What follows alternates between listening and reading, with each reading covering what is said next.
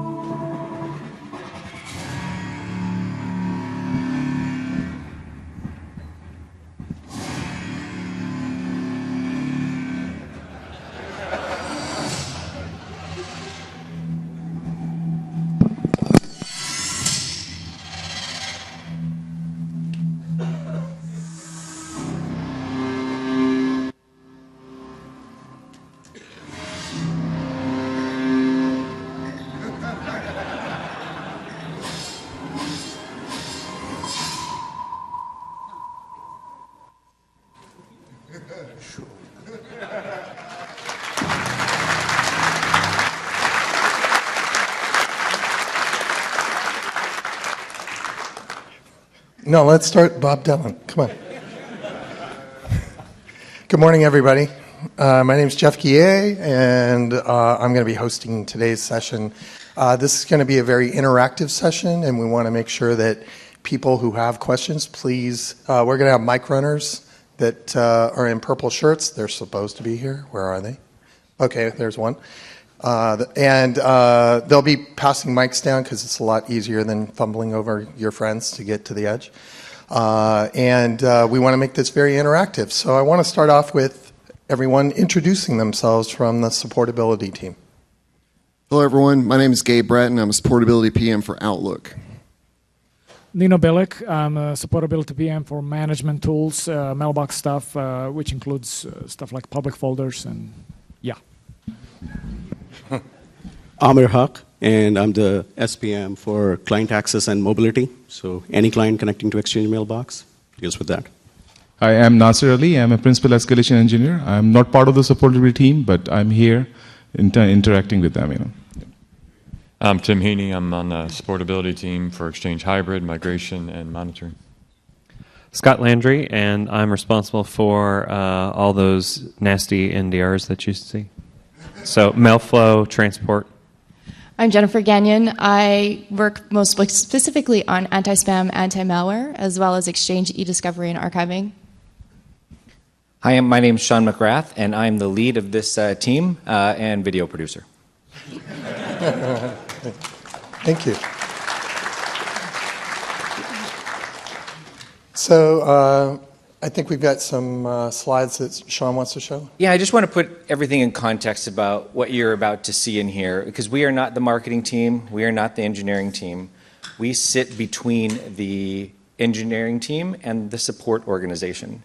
So what you're about to hear is something probably very real, and you will hear very real. We'll talk about things that are broken, that are not great customer experiences. That's what we do at Microsoft. And so I just have this little process diagram up here, or this little thing here that is basically trying to show that we are listening to everybody's feedback. And that feedback could be coming from a support forum or our support team. It could be coming from the field, from communities. And we take that feedback and we put it all together, analyze it, and present it back to the engineering team to talk about what the top issues are, customer painful experiences, and then we work with them to make things better. We have a couple of examples here just to show some of the stuff that we've been involved in. And so pass it over to Scott.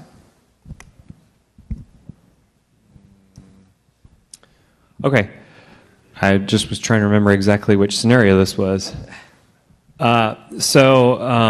When we first launched Office 365, as many of you are aware, the environment allowed only 25 meg messages. And for some of our customers in certain industries, that was not nearly big enough. And so we worked with the engineering team because we got a lot of phone calls from customers requesting exceptions, and that just was not scaling well. And so we worked with them and basically launched a few weeks ago the ability for the administrator to configure their own larger or smaller size limits based upon what needs were right for their environment. All right, we got another one here. We got a total of 3, so this one's Jennifer. So with Office 365, up until very recently, there was a default setting within the retention tags for deleted items where it would automatically delete the deleted items after 30 days. We got a lot of calls from customers saying, where's my mail? Well after the 30 days because they weren't aware of the policy. So we went ahead and did some analysis and determined that it was in the best interest of our customers to remove that default policy. So we no longer have the default on the deleted items, though it is something that you can customize yourself if you decided that you actually really like the 30 days. But now that's no longer there. And last one here, Scott. So NDRs, those nasty things that everybody who's worked help desk sees all the time, and your users are definitely confused. And so we went through a series of improvements, working with customers, working with engineering team. First step was to provide links in the NDRs that tried to give more information to the user about how to solve their own issue. We had some success with that, but we heard a lot of feedback too that wasn't enough. So we kept going. We broke the NDR codes from I think less than 50 different NDR codes, and we're building out hundreds and hundreds of new NDR codes now. And so they're now specific, which makes them more actionable. And then finally, the last step, which we've just started to roll out in the cloud, is NDRs that are broken into different parts. This is the graphical portion that the end user can see, which helps them quickly at a glance determine whether the issue is on their side or the cloud side or the recipient side. How can they resolve their issue quickly? Okay, very good. So the last slide that we have here, we're just going to keep this up. We have an email alias, exchangefeedback@microsoft.com. Feel free during the session or after, just send us feedback. Now, we presented this at MEC last year. We got 16 messages, many of them, from us, making sure it was still on. So please use it. It goes directly to our inboxes. So I'll pass it back over to you, Jeff. Okay. Thank you, everyone. So we're going to start taking questions now. If you have questions, you can either get up, there's mics over here, or put your hand up, and we'll have one of the mic runners bring a mic out to you. Excuse me. So to start it off, I'm going to use the power of Yammer to find out what our top thread questions are. Let's see if I can get this open here. Doesn't seem to be a lot here. So maybe I'll start off with a question for the group. Microsoft is pretty proactive about getting bugs and trying to figure out what kind of issues there'll be before they roll out a feature. But what channels are you listening to, besides your email address, to learn about those issues, and how do you get that feedback so that you can put it into your process?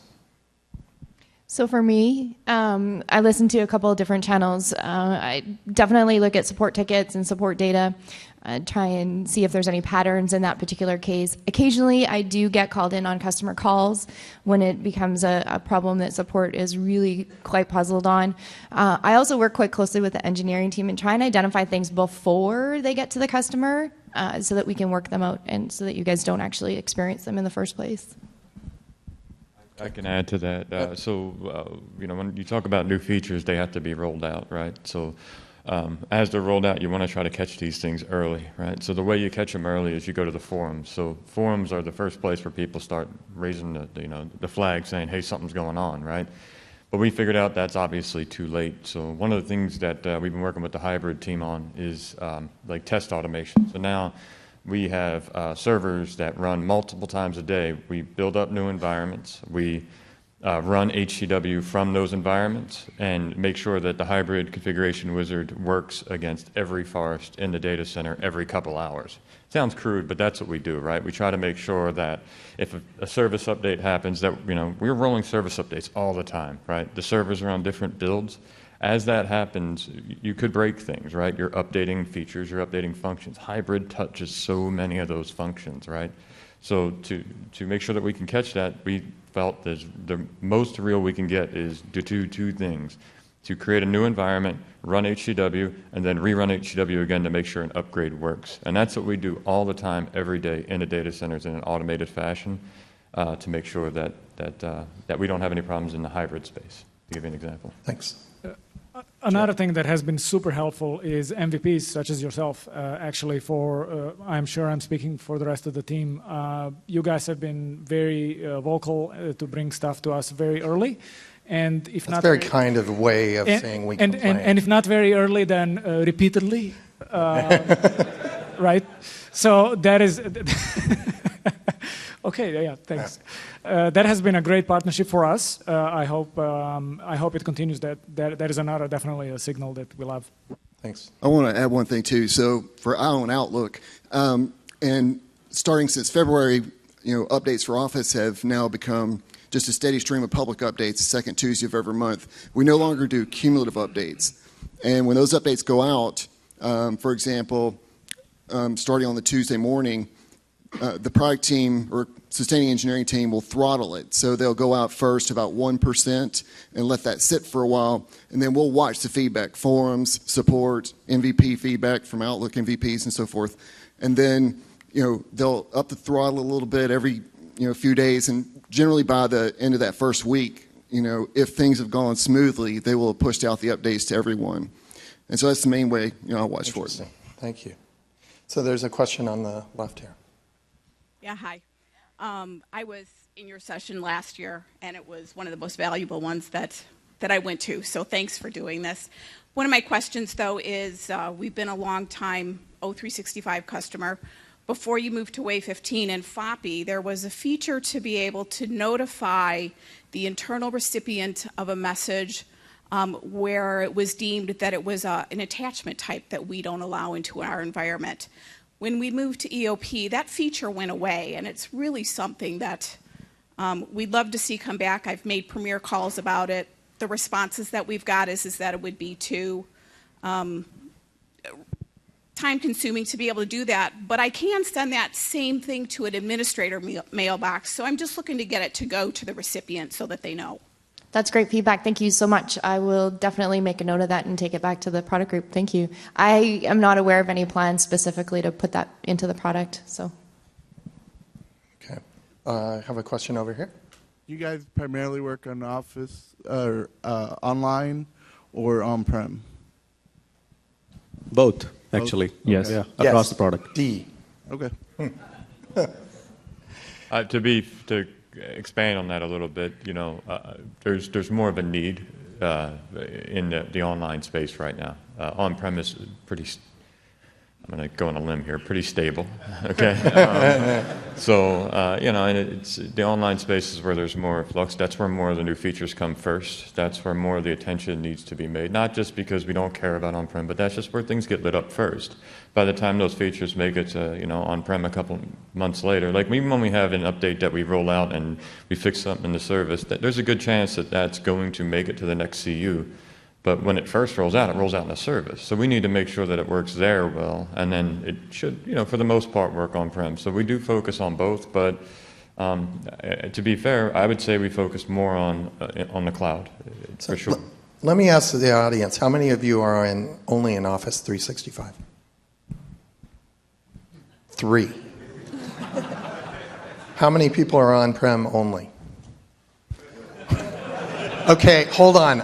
I got to get a picture of that. Okay, hands up. Awesome. Okay, how many people are hybrid? Okay. There you go. Cool. So that's telling. I'd like you to bring that back as feedback. One of the things that I heard was that Microsoft is kind of surprised at how many people are interested in on-prem. They really thought that everybody was going to be in the cloud by now. So, okay, so we have a question in the back here. With that show of hands, does that mean they're finally going to speak to us? For the first time in 3 years?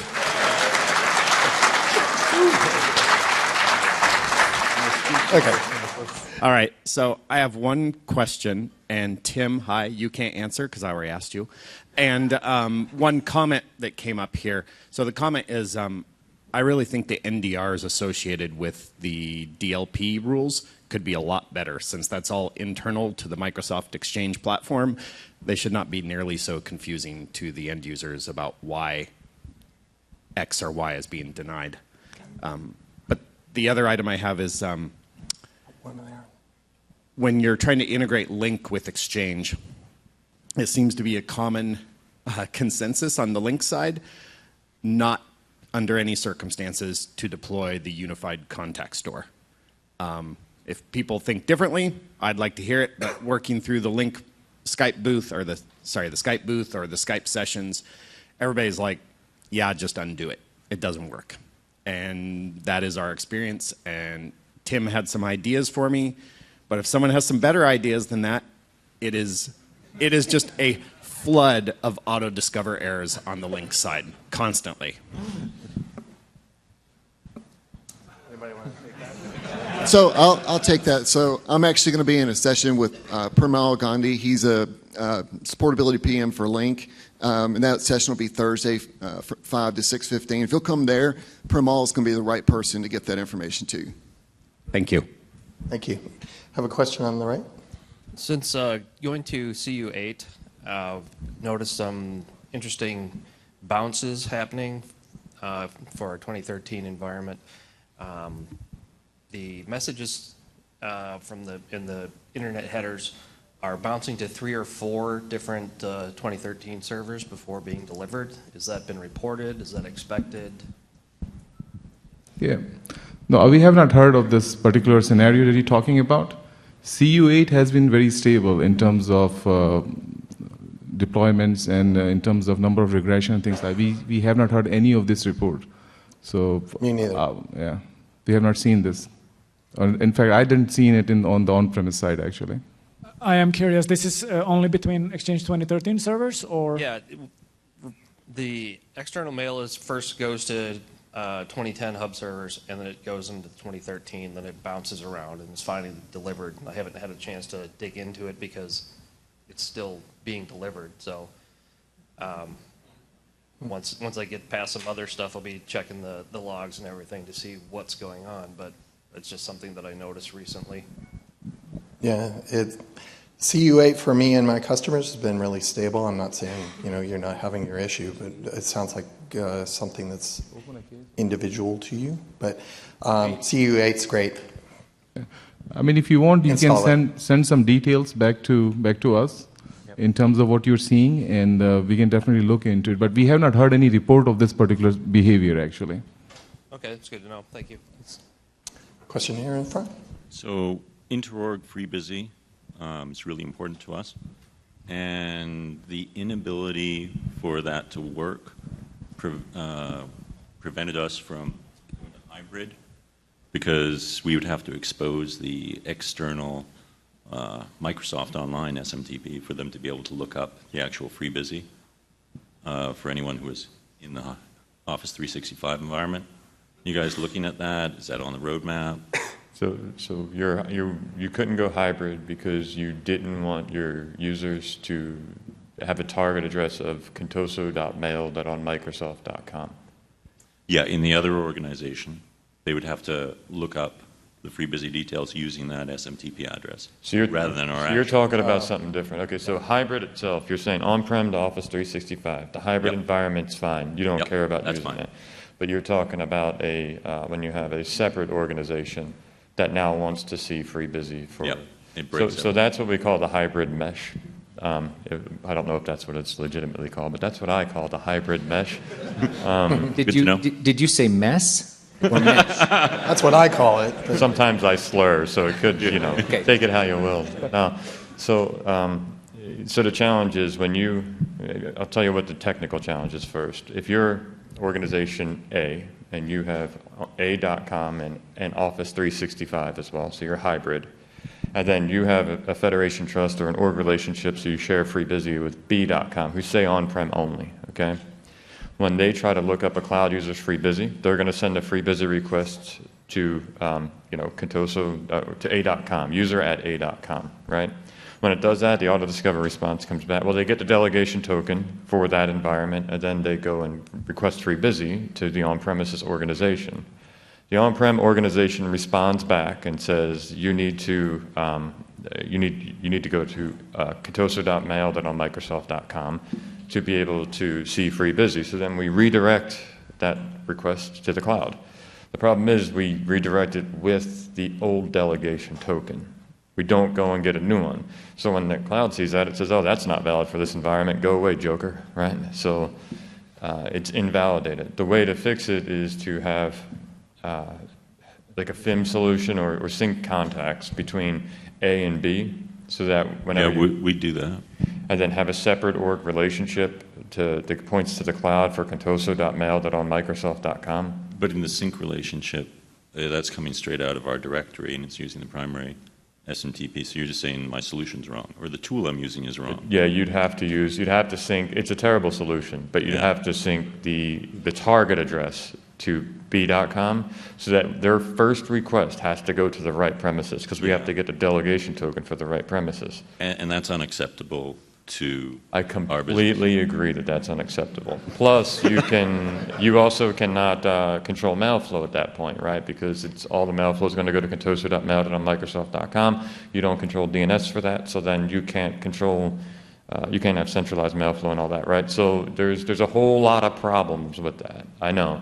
I cover the workaround for that in the advanced session on Thursday, so you might want to go there, okay?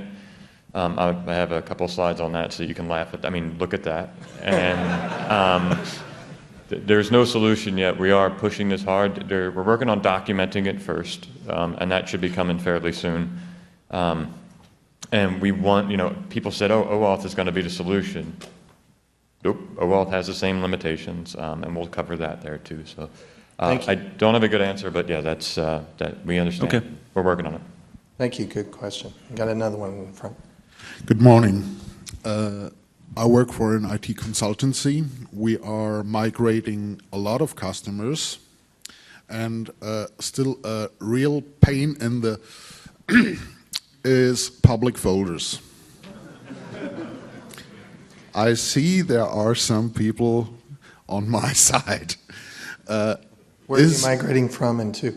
From on-premise to on-premise, from 2003, 2007, 2010 to 2013.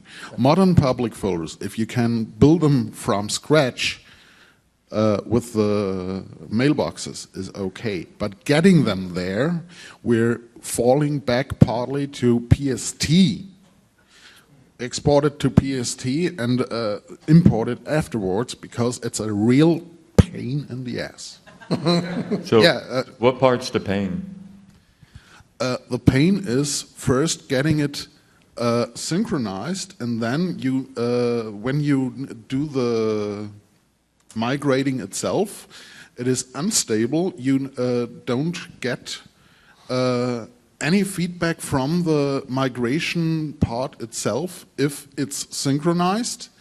When you switch over, you don't get it. It takes. I had one customer with only 100 public folders, which took 8 hours until they were really available in Exchange 2013. Yep. I was going to say, is there a different question?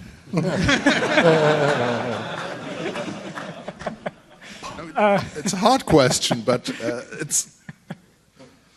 Well, I mean, so I don't know if you have seen, we have actually, public folder team realizes that migration engine itself has been problematic. Yes, that is putting it mildly, I know, sometimes.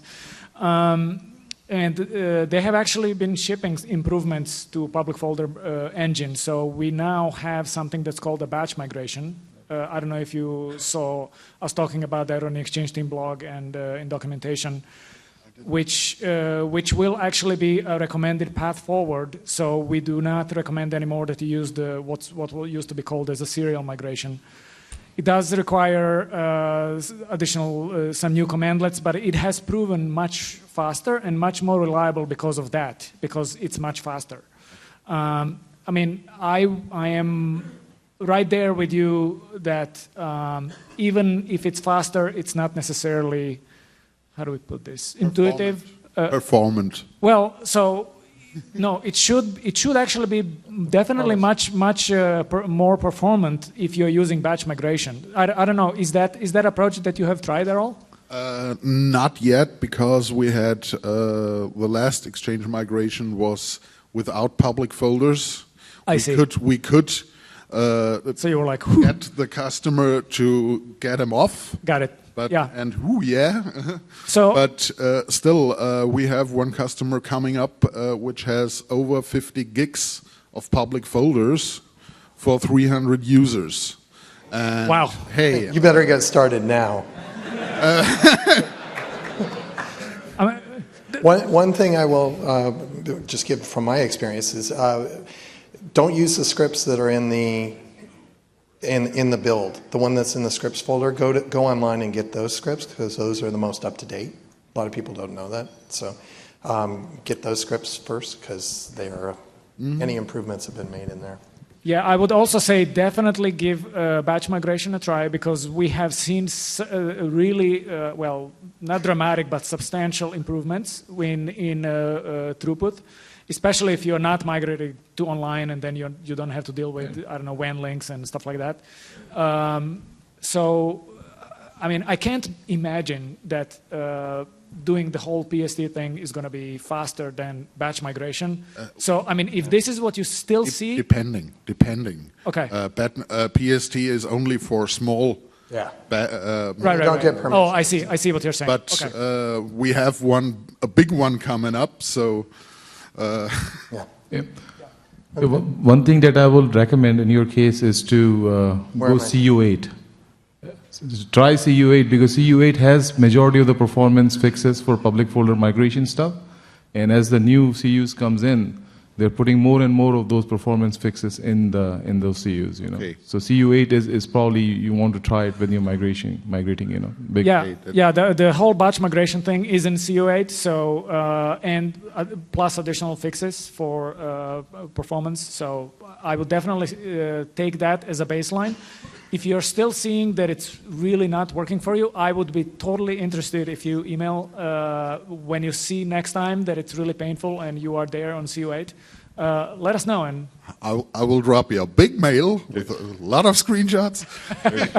Sounds great. Yeah.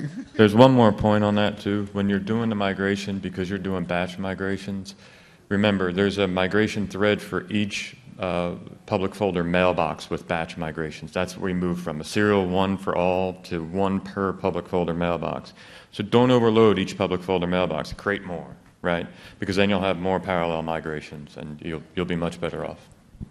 Thanks. Great question. One over here. Good morning. I wanted to turn a corner.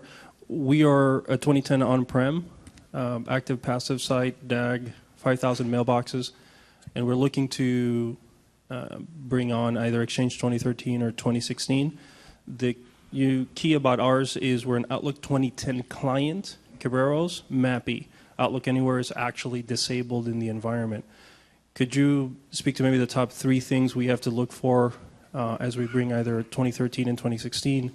Because I understand that client connectivity is HTTP now, and so the question is, how do we bridge from where we are today to where we need to be to make 2013 or 2016 work? So you are just having today internal connectivity through MAPI? That's right. Exchange is not published externally. Okay. OI is done through historically a UAG, today a NetScaler, and then EAS is proxied through an EMM. So okay. Correct, we do not publish any, none of the Exchange servers are visible to the internet, yeah. And there is no plan to publish them in the future either? I work for a law firm, so the short answer is no. So yeah, I mean, so what we have done with MAPI HTTP is just replace the protocol, right? So in 2016, you're going to just not use RPC over HTTP or RPC directly internally, and rather use MAPI over HTTP. But there is nothing which you need to do in terms of configuration. I mean, you have that protocol. Previously, you had RPC, and you configured the Outlook Anywhere components around that. Now, the same components are going to be there, but underlying the protocol being used between Outlook and Exchange is just different, right? Is there a minimum Outlook 2010 client that has to be in place for it to support 2016? Yes. There is. So Outlook 2013 SP1 plus builds? No, we're using Outlook 2010. We don't have 2013. So in 2010, Exchange 2010, right? No, Outlook 2010. I'm talking about the client. So it just got the February public update, has the code which enables MAPI over HTTP in it. So yes, 2013 SP1 plus and Outlook 2010 February PU plus. Thank you. Okay, yeah, right there. Yeah, hi. We are using Exchange 2007 and 2013 in a mixed mode at the moment. We are migrating from Exchange 2007 to 13. Just last week we found that after a server restart, we got a database corruption error message come up. And calling Microsoft, the only answer there was to run ESE util. And it took 80 hours. Is it something normal like that for 200 gig mailbox? And if it is, do you have any plan in future to reduce that time scale? Because 80 hours without mail, it's really pain. And we had a DPM backup, Microsoft DPM 2010 backup, and all the backup as well as was unable to restore from that because of the corruption. Microsoft did not specifically say why the corruption occurred. We know the error code 474 ESE, but they could not say why it happened. So generally speaking, I am guessing here that it was some sort of a physical corruption in the database. When that happens, ESE util is, I think, what we call last resort. We don't want you to go there and have to repair your database. I'm guessing that you ran a repair on the database, and that's what took forever. I want to be 100% clear that this is not something that is guaranteed to produce results, nor is it something that's guaranteed to produce good results. Nor it's supposed to be fast. It really depends on what happens and what happened to the database. Now, I know it's a generalization, but physical corruption in a database typically stems from some sort of a hardware issue. I understand that you have been moving from 2007 to 2013, which presumably is a newer hardware and all that kind of stuff. That doesn't necessarily change that story. To go specifically after something that you said, was there any work done to make ESE util run faster? The answer is no. Because again, ESC util is something used like this is something that we is really almost a salvage operation at that point. That is why we absolutely recommend that you use stuff like DAGs to have multiple copies. Yeah, that's something I wanted to know in DAGs probably. If it is a database corruption occurred, would it replicate to the other databases or would stop over there, or how that will work? So I think the answer is it depends on the type of the corruption. If it's a physical corruption and the disks are different for where the databases are, obviously they should be different at that point. Then the answer is no. So physical corruption will not replicate over a DAG. If it's some sort of a what we call a logical corruption, let's say there's some sort of a pointer in the message that points to an attachment which doesn't seem to be valid anymore. I mean, stuff like that could technically get replicated through a DAG, but then we have another mechanism that's called the lagged copy, which can help you fight that. So basically, you don't replay logs into that copy as quickly, and then you can kind of recover. Yeah. Just a last thing, you said about the hardware fault. We definitely have no hardware issue on the server. And we definitely ask HP support as well as to look into it, and HP support also confirmed that there was no hardware problem. So again, we still don't know why it happened. And ESC 474, it says hardware error, but there is no actual hardware error. So it's very difficult to say in future how we can prevent that. So let me just say, if I had $1 for every time I heard there's no hardware problem,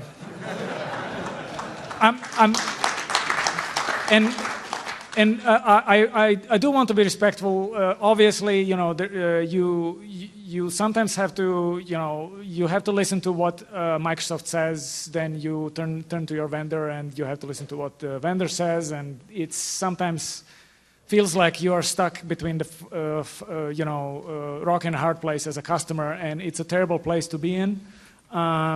But I mean, we are, and not knowing the details of the case, you said there was a support case. Not knowing all of the details, we are here to help point the way. But generally speaking, if an engineer has determined there was a hardware issue, there was some sort of a hardware issue in most cases. I don't know, Nasser, is there something you want to... So when you're looking into the corruption, there are two types, at the ESC level and at the NTFS level. So that's a file system you're talking about, at the OS level. There's a lot of fixes, lot of improvements actually happened to avoid those type of issues in 2010, 2013, and 2016, And the idea here is that when those type of things happen, you should be able to recover your data fast and in a proficient way, right? So, I mean, if the ESC is telling that it's a hardware things coming in, it's probably true in my opinion, because a lot of things that we do is that we're waiting on the OS to provide the information. And there could be things that may be sitting in between caches and other stuff that may be causing some type of corruption, So the idea is that, if you're going to 2013 or 2016, there's plenty of improvement got done to avoid those type of scenarios. There's actually a talk on ESC internals by the product team actually in this conference. And if you want to learn the in and out of how the ESC actually work, that's where you get majority of your information. I would be willing to review the case notes and support notes from the case, though. So email to that email address, and sure. I'll have a look. Okay. But the good thing is for you is just my director has now asked us to consider Office 365 now. All right. Okay. Wait, there we go. Would it be possible to just pick into the last question? I don't know. I'm over here. Yeah. Okay. I'm really sorry. I just want to ask another question about ESE util. Sure. It's true that it's a last resort, but what troubles me is that our solution was designed by Microsoft, so we only have a lot of copies of our databases. We don't have any backup solution because of the fact that it's resilient and it should be okay on its own.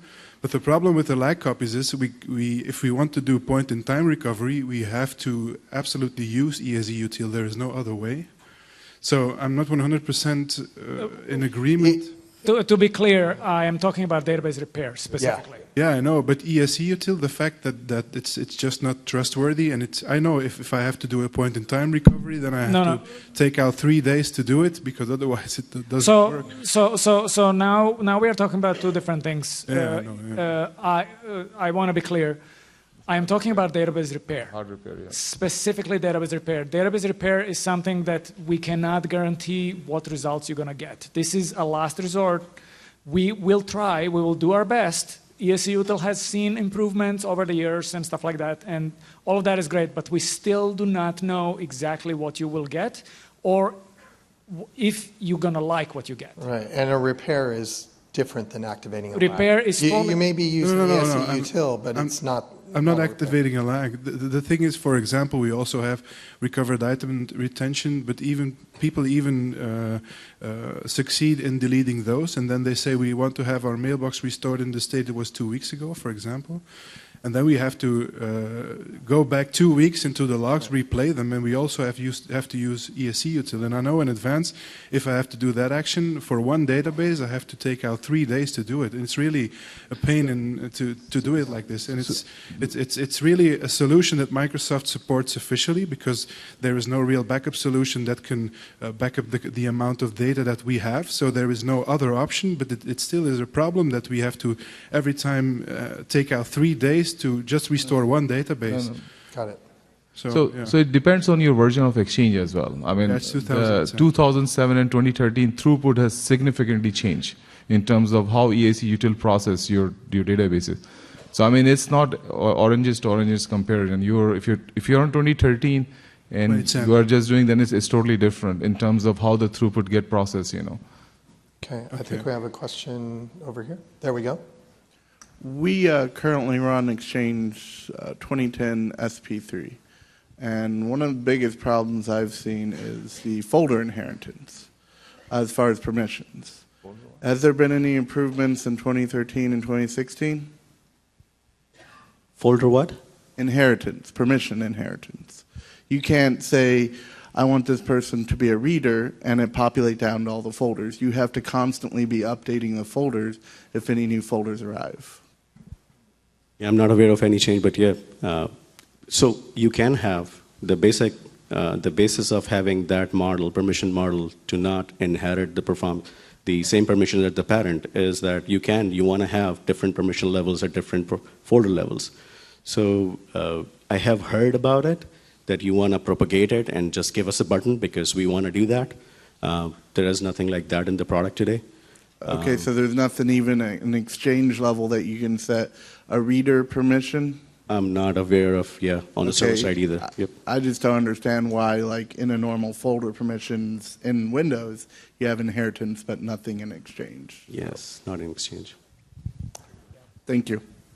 I have a question in the back. So 2 questions. One, right now, Exchange 365 customers have access to the next version of Outlook for Mac that supports public folders. Sorry to bring it up again. Will on-prem customers have access to that build before the official release of Office 2016 for Mac? No. So you need the subscription to Office 365, at least the personal level, so that you can have the software. And why is Microsoft withholding that from on-prem customers? So if you were in the Outlook for Mac session, the PM owner talked about that. The new version had a lot of stability improvements specifically for Office 365 connectivity. I'm not able to see you, so I'm just looking in the overall direction. Okay. The main purpose was to push out something, a client for Office 365. A lot of pain and issues were reported by that audience. And it's not that we are not aware of the on-prem pain. Yes. So a new Office version for Mac is coming up. I think he announced the preview or a beta as well. It's available on the Mac site of Microsoft, microsoft.com/Mac. You can download it and start using it. And final release will be coming soon. Okay, question in the very back there. I think there was actually a second question. And my other comment was, and this is more of a link comment, any way the Exchange team can pressure the Link/Skype for Business team to start trusting Exchange's native authentication models I mean, as a Link admin, we're constantly having to manipulate Exchange authentication in EWS for Link remote users. So the more pressure you guys can put on them to work with the default authentication models in EWS, the better. I would again recommend what Gabe said earlier. Premal is having a session. He is in that position that he can influence that kind of decision. So if you want to go to that session and provide him that feedback, that'll be great. Great. Thanks. Thanks. Question in the back. Yeah, I'd like to touch on a few things you guys talked about earlier. One being public folders. I'd heard of the horror stories that he had with like 50 gigs of data. We have at least 500 gig. We need to move from 2010 to 2013 or 16. So I'm very concerned about that. Also, refresh my memory, what's the public folder stance in the Office 365? Are they available? Yes, they are. Modern public folders are available in Office 365. I believe currently the limit is 100,000 folders maximum. So we would have to get to 2013 or 16 to be able to get them to the cloud first then, right? No. Can't go straight from 2010? Go from 2007 on up. Oh, we can't? 2007 on up, we support migrating public folders to the cloud. Okay, great. I have no idea who I'm talking to either, so I'm going to talk to you. Yeah, right. Sorry. Okay. I'll stand up. Thank you. Now, it can be tricky in a very large environment, just as you can imagine, making sure that all of the replicas are, well, replicated before you start migrating on. So I'm not saying there are no challenges there, but again, I would say I heard the feedback about terrible performance, but I would say absolutely give it a try with batch migration because it has been much better. Yeah. So you mentioned limitation on the number of public folders on Office 365. Is there a limitation on the amount of data in them? I want to say currently we are limited to 100 public folder mailboxes, and each one of them can be 50 gigs. Right. Okay. By the way, that was a great question, sir. Yeah. There you go. So I'd like to touch on FreeBusy a little bit too. We've had a case open for over a month. We've been struggling with FreeBusy for a new acquisition in the UK. So we've been federated for years, and we have several customers that FreeBusy works fine with. But all those customers are in North America, and they're connecting to our users internal that are in our North American AD and Exchange site. We brought this acquisition is in the UK, and now they're trying to connect to users internally in the UK that are in a non-internet facing Exchange and AD site. So they can still see FreeBusy for our US customers, but when they try to view FreeBusy for a UK user internally, it hits our CAS servers in the US, and then we're getting 401 unauthorized when it's trying to proxy the request over to the UK CAS servers. And we've been struggling trying to find out what's going on there. We've had a case open with Microsoft. They think that the token's being dropped somehow between the US and the UK CAS servers. I just wondered if anyone has any knowledge or experience with any type of scenario like that. So you're saying it's internal FreeBusy that's failing? Internal cross-site FreeBusy that's failing, right?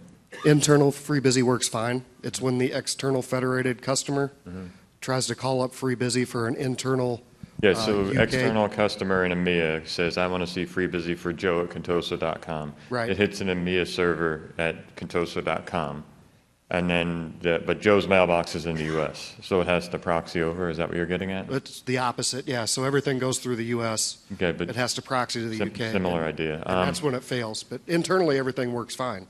Yeah, you're getting a 401. I mean, we just have to troubleshoot that down. I don't know exactly what the issue would be with that, but if you give me like a one-liner and give me the case number, I'll look into it for you. Okay. Especially since you have a case open, and I'll just look at the case and I'll be able to give you an answer. So. Okay, great. Thank you.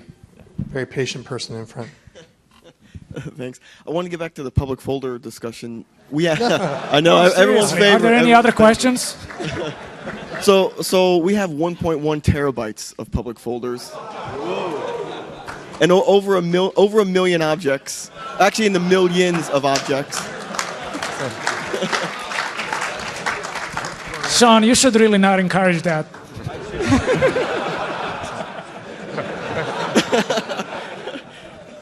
So we're already reaching certain limitations that we found. We're 100% on-prem, Exchange 2010, multi-site, DAGs, 3 copies, the whole 9 yards for Exchange.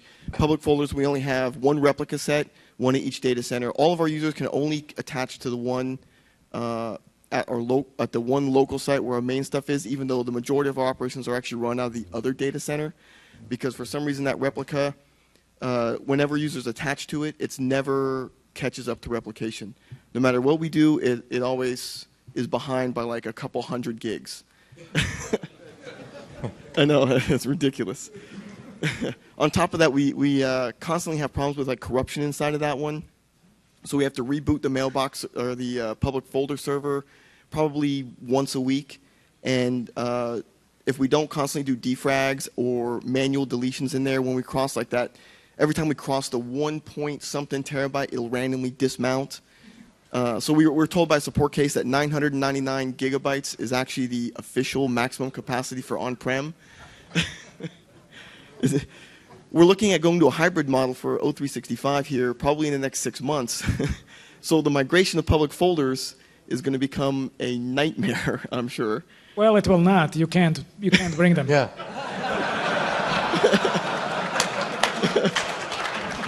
Sorry, I mean we just don't have. Drop the mic. Yeah. Right. Well, and so that's kind of where I'm getting at. Stay where you're at. Do you have any suggestions on what we can do to move some of that stuff into possibly like a SharePoint? Is there any tools that you guys have, or any experience that you have working with public folders with customers potentially of this size? Strategies we could incorporate something, because I mean right now it's basically holding up our entire Exchange migration either to the cloud or even to 2013 with public, on-prem, the modern public folders. So unfortunately, we do not have an answer for a customer like that. I'm just curious, how many public folders is this approximately? I want to say the number of folders is probably like 700,000, almost 1 million, somewhere in there. Yeah. And the total number of objects is... Just so you know, we do have customers that have over 2 million folders. Yeah.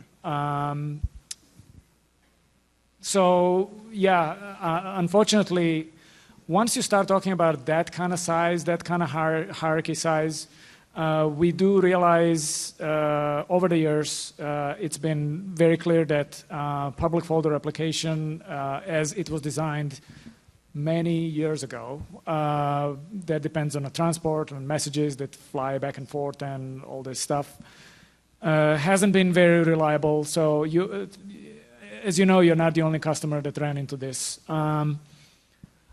I will say though, I don't know what is it. I don't know about that 999 gigabyte thing.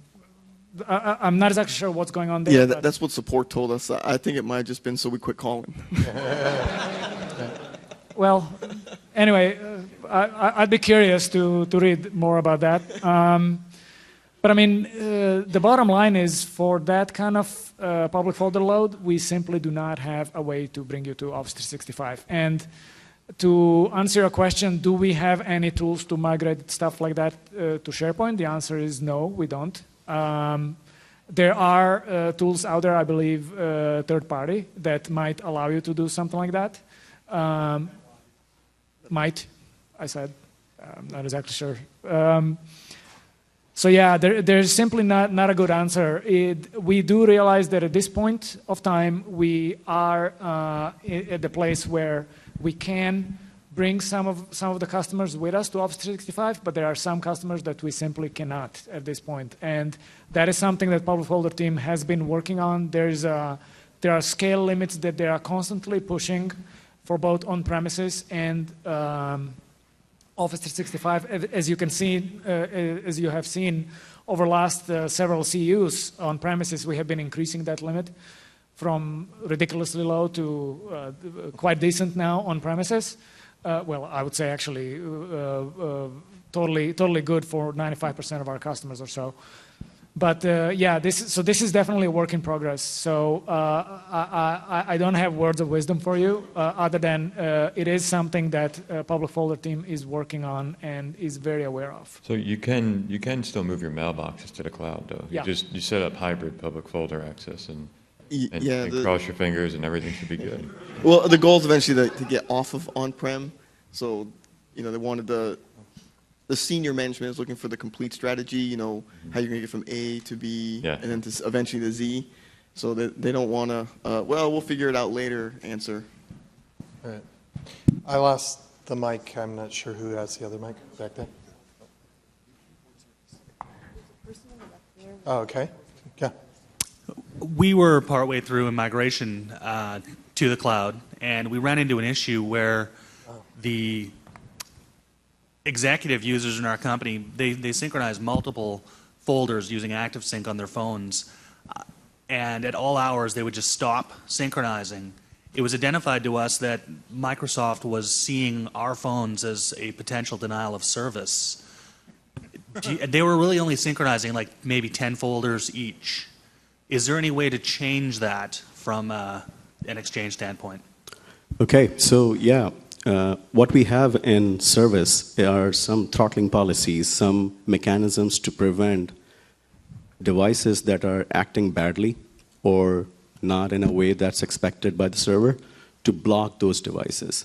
But that blocking is for a set time period, and after that we allow them again to sync. We again monitor their performance and their activity, and if it's still touches the level of throttling policies, then we will again block them. So why are we doing it and what you can do about it? So initially, a year back, the situation was pretty bad. There were a lot of different versions of a certain device. So what they do is they just constantly ping, constantly try to sync or sync a folder that has just been synced in its entirety. Server knows that, hey, you just got all the content and you're asking me for that again. So all of that kind of activity, which when you will see in the logs, you can enable EAS logs and can see yourself. You'll be like, what the heck is going on? So that's the kind of activity which server-side policies are monitoring, all devices, everything. And it's not just that one particular type of device. Other more established devices have had those problems as well, but a year before. We still have those policies because you know how the fragmentation level, and Android especially, you still have lots of folks using older versions of devices and operating system. So, but the throttling policy, coming back to that, it's very just in my view, okay? You can tell us about your experience, and if you think it's not just, we can review that. But it's very just. It blocks the device based on those parameters that we have set, which are very relaxed. We had them at very lower values, and we're catching a lot of devices. We have relaxed them as the performance of the server allowed us to do that. And now it's a very small set of devices get blocked. When I look at the list of those devices in the operating system, it's like very old versions of those operating systems out there. So yeah, there is that policy in place, and we still do that, but a very minimum number of devices get blocked by that. So one thing I think maybe you want to mention, Amir, in order to work around some of those possible issues is to use our apps, right? There you go. So yeah, a plugin for Outlook apps. So you guys, I mean, using Android especially, or even earlier versions of iOS, there were issues. We worked with those vendors. I mean, with Apple, we have a very good relationship. And we showed them the evidence, right? Here is the evidence, and here is the issue. Can you address that? Apple has been pretty good about that, addressing those issues in the upcoming updates. So I don't see a large number of Apple devices getting blocked in that. But yeah, we have our Outlook app for iOS and Android both. Android one is also now fully released. It is not in the preview state. I don't see that app getting blocked. I don't see MOA getting blocked. But yeah, use the Outlook apps, which are good. Has the Outlook app had the security issues with it addressed? Okay, so are you talking about the... So that's a good question. So I think you were talking about the Amazon Web Services, the caching and stuff, right? Show of hands. So What we're going to do is we're going to move that instance from Amazon Web Services to Azure. Okay, that's the imminent plan. We're going to do that before the end of this year. We talked about that in the Outlook for Mobile session as well. Is that going to be okay with you guys who are running mostly Exchange on-prem? Will you still cache passwords? So we don't cache password today. We don't cache password today. It's just the hash of that, okay? So the guy who wrote that blog didn't know actually what's going on. So let me correct that. We don't cache the password, okay? We don't see the password either. It's just a hash. It's using OAuth since the very beginning. But caching the data on a Microsoft Surface Azure, we don't store the mailbox content either. That's another clarification which I want to make. A lot of people or those bloggers had the concern that we are storing mailbox content. No, we are caching just last 1 month worth of data over there to optimize search, to give you the focused inbox feature and some of the other things, right? If you look at the app performance, compare that with the stock line, you will see the performance is much better. 3 apps in the same one app, meaning Outlook, email, calendar, contacts, all of those features are a good trade-off if you want to move up from the stock line to Outlook. But I wanted to ask you guys, because majority is on-prem, we're going to move data to Azure, the caching mechanism. Is that going to still be a problem? Raise your hand. Show of hands if that's a problem. Okay. So yeah, I think the clarification worked, that we don't store the mailbox content, just cache it, and it continuously changes. Why? Because new mail is coming in, right? So we are deleting the old email and going back again to the last 1 month window. And for those listening later, that was about a dozen people who raised their hands. So I have a question in the front. Hi. We are in a state of migration from Exchange 2010 to 2013. And before that, we have studied well how to perform the migration. And after migrating the mailbox, we have noticed that few of the clients, they get a pop-up message that Exchange administrator has made a change to quit Outlook and restart. So this was really popping up our users after the migration. And also the EAC console was really bad, to manage. We are expecting in the new release of 2016 that Microsoft will bring back the management console? So I can answer that right now, no. The answer is no. We are not bringing back the management console. And I want to be clear, though, about one thing that might not necessarily be very visible, or you might not know. There are several reasons why we moved away from MMC to begin with. And the move to online was not the only one. MMC has not been innovated upon. It's been just there, and it has.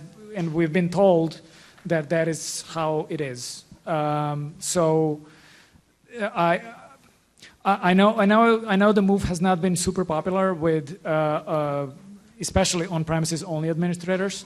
But it is the direction that we took for multiple reasons, as I said.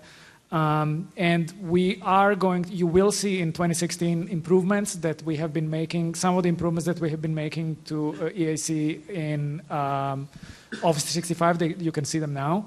They are coming to that EAC on-premises, but we are not bringing back MMC. Okay, some of the tools they have removed from 2010, which was X folders, tracking log, which was in the toolbox. So, yeah, this was, really painful for us to track the emails, mail flow, and so do we expect this back in 2016? Yeah. That's not really part of the plan. We've certainly heard that feedback. In general, the conversations that I've had with on-premises administrators, and this is not 100%, but the majority, once they learn the PowerShell, once they get used to it, they have a tool belt of scripts that they use to do the tasks that they perform, and they tend to prefer it. So for example, QViewer, yes, we don't have a GUI for it anymore, but with Q velocity and those other metrics now in the PowerShell's actually become more powerful than the GUI ever was. So, It's a little bit of a trade-off, and we recognize that. And specifically on EX folders, actually the reason why EX folders is not there is because, I don't know if you realize, EX folders has been traditionally built and maintained out of support organization.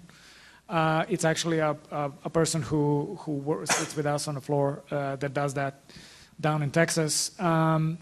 And he has made a decision not to bring EX folders forward because pretty much all the functionality has been ported either to PowerShell or to scripts that actually ship with the product. So that is why EX folders has not come forward. So, but I mean, if there is functionality that you are missing, though, I'd be curious. I'll go over there and talk to him. That you are not seeing if there's functionality that you are actually missing in the 2013 compared to EX folders. So I want to caution us. We only have about 10 minutes left. I got a ton of people who want to ask questions. I got one over here. Good morning. I have a really quick question. So right now I deploy Exchange for a very large enterprise. Right now we're on-prem. We are very at the beginning phases of looking at migration to Office 365. I have about a little bit under 1 million mailboxes. So I'm wondering, what is the largest migration that you've seen on 365? I don't know the exact numbers, but we have a ton of large customers, especially in the EDU space. They tend to be, for obvious reasons, really large. So, but there's plenty there that have moved a ton of mailboxes. Some of them have moved all completely to the cloud. So we could definitely handle you, and it'll be worry-free. And that's the biggest question. How did that migration go? So you have it from him? There's his email address. Okay, yeah. So yeah, I don't know. There wasn't really a question to go too deep on there, so I'm not gonna. But yeah, we can handle large migrations. I don't have the numbers, but we can handy anyway. But we definitely handle very large migrations. So. Okay. Not for public. I got a question in the back, yes. Going back to infrastructure as a service, do you guys see a lot of support calls for VM contention and oversubscription? Is that a common theme today? That's on virtualized environment? Correct. Yeah, I mean, so virtualized environment, you really have to look into, when you're designing, go through the planning or capacity process, really in depth, And yes, we see some of the oversubscription. We see some of the issues with people have, high availability stuff or high power stuff, setting it up that the power is not set up correctly, instead of high, it's set to balance and things like that. So we do some of those things. We do see some of those things in there. And there is a whole list of things that you need to make sure that when you are on a virtualized environment, to follow those things. Otherwise, you will see some of the performance-related issues. That's for sure. Yeah. Are you guys seeing a big uptick, though, in support calls as far as issues related to that? In my environment, we typically go about 6 to 1 in CPU, for example, and that's obviously proving an issue with Exchange, with VM stalling and that. So I'm wondering, am I, the odd man out, or is that kind of common these days for support calls? I mean, we see that. No, I mean, there's not an uptick. I mean, we still see some of those things commonly there. But it's definitely less than what we had on SP1 or previously. I mean, the performance-related things have been getting better, but we still do see some of those things. But it's not an uptick, if that's what your question is. Okay. Yeah, and let me just add, those cases are typically very painful for both a customer and for engineers, and because customers are suffering, users are suffering ultimately. So just don't do it. I agree. Thank you. That's okay. Question on the side here. I'm sorry. Oh, sorry. Hi. Are you guys aware that when... I'm sorry, the gentleman behind you. Actually, I just wanted to ask more of, I want a product improvement. One of the things that we've used is dumpster when it comes to, for example, Outlook for the Mac 2011 decides every now and then when the database gets corrupted to delete tons of mail, and we can restore it from the database, but the dumpster. But the problem is that it doesn't list what folders it deleted it from. So is there a way I can email somewhere or put a comment in? Because that information would just be very helpful, just to not only, because it's nice that in 2010 that you guys now move the dumpster with you, but not knowing what folder the email gets deleted from is really bad. And even if it's just a PowerShell script that we can run to find the information would be good. Thanks for your question. Here's your $5. So this is something that has been a pain point, not just Outlook for Mac, but Outlook for Windows also. That basically, when stuff gets deleted, we don't know anymore where it came from because we don't retain the folder. Let me just say, we have been driving that message very strongly and repeatedly. I believe you will see some improvements in the future. I don't know exactly when, that I can tell exactly when, but thank you for bringing that up. Add your voice. Email the email address up here. And one clarification that whatever structure or however the feature works today in Outlook for Windows is because of how the infrastructure or support is provided by the server. So for the server-side work needs to be in place to support that, and you'll see the changes, relevant changes in Outlook for Windows. Outlook for Mac does not currently provide you recover deleted items feature. So when we do that for Outlook for Mac, hopefully it will utilize the new structure as well, which you want. So emailing something like that just to say that as a customer I want it. Totally. Add your voice with your scenario, yes. And you'll pass it along to the right people? Okay, thank you. Absolutely. We are also hearing that as part of a compliance story as well, because it is certainly related in a compliance environment. But there was a particular folder structure that a person had, and there was some suspicious activity associated with that folder structure, and they delete it. From a compliance perspective, they need to know what the original context of that is. So there is also discussion on the compliance side as well, so not just straightly from the client and server. Okay, thank you. And question in the front here. All right, last one. Regarding the support quality in different areas of the world, are you guys aware our customers in the EMEA region are usually having a severe problem when it comes to opening professional or even premier cases? Because what we experienced with some of our customers when we had to escalate cases, we get into some Microsoft partners / vendors, and usually the case wellness and the knowledge of the colleagues working there is somehow a bit of a problem that you need to go back to the TAM or you need to go back to whatever contacts are in Munich. And actually, it seems to get worse than better.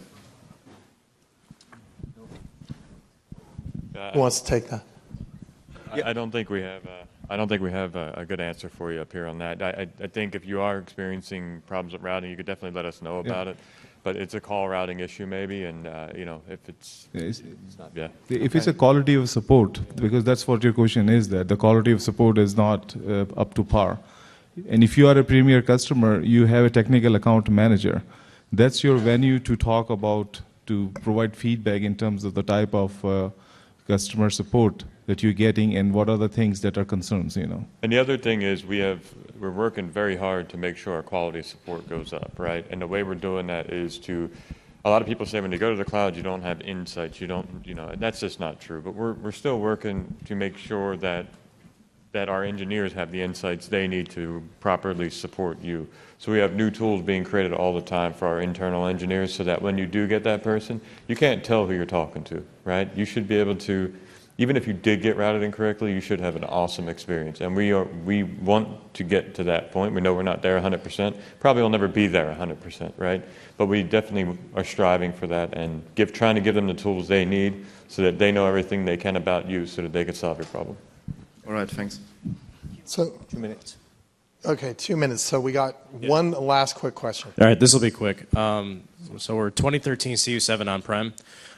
So for root mailboxes, so with certain higher-ups at our company, we kind of have a third party that kind of books their meetings for them. They kind of put in a request for the system, and then these people go in and actually book the requests. What we've seen is since at least from what my ops guys have told me, I haven't had a chance to repro it yet, so I don't know if you guys just knew before I went in and tried to repro it, but ever since the latest security patch was put in, I think it was back at end of March for CU7, I think it had some IIS and OA permission changes. What they usually do is because they don't have an actual company laptop, they go in through webmail to book basically instead of using the actual invites like how they should to book the meetings correctly, they book directly on the resource calendar. And ever since that security patch went in, they haven't been able to do it. Some of the vendors there, they have company laptops, so I guess they can do it through the Outlook client directly on the calendar, but not Noah. I'm assuming, patch goes in, something doesn't work, you blame it on that. So I didn't know if you guys knew of something like that or a support case that came in on that. I was feeling so good that none of the calendaring questions came up.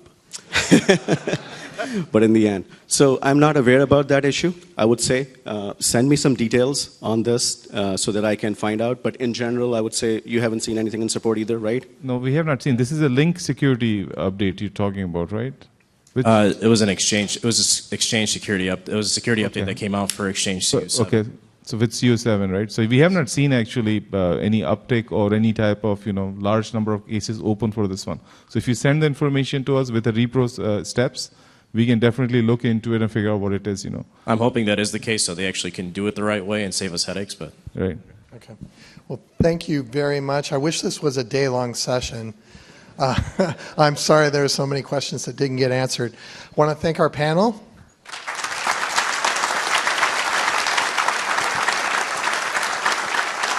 And enjoy your day at Ignite. I hope you get ignited. Thank you.